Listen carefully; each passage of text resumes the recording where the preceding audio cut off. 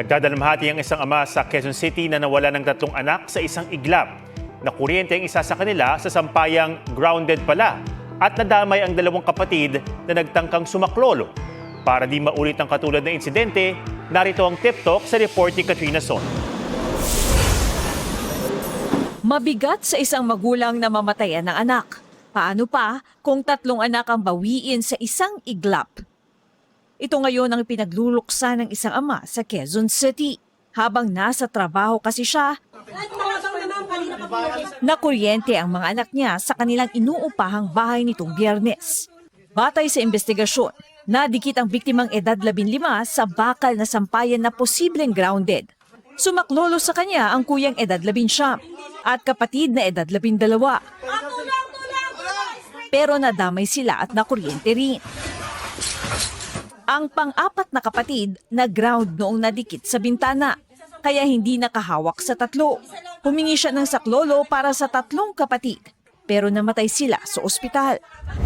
Nakakordon na ang apartment. Iniimbestigahan pa ng pulisya kung may kapabayaan sa panig ng landlord. Sinusubukan pa ng GMA News na makuna ng panig ang may-ari ng apartment. 60% ng katawan ng tao ay binubuo ng tubig na isang conductor o dinadaluyan ng kuryente.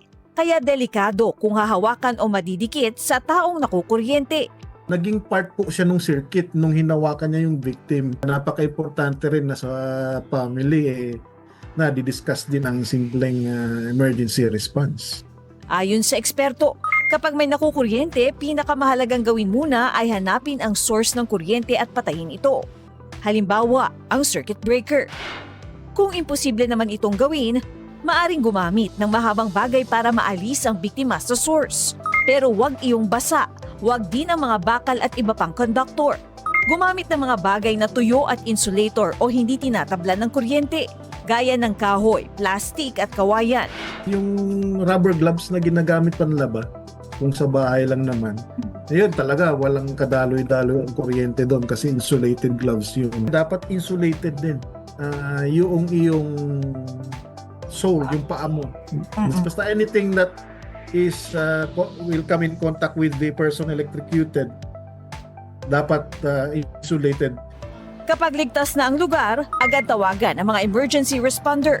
Malaking bagay rin ayon sa eksperto kung may sapat na kalaman sa first aid o emergency response kung walang malay o hindi humihinga ang biktima. Pwede kasing magsagawa ng CPR habang naghihintay ng rescuer.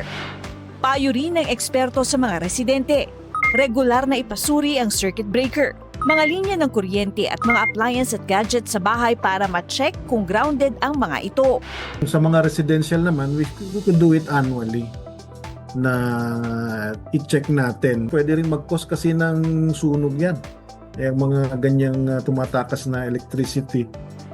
Katrina Son, GMA News.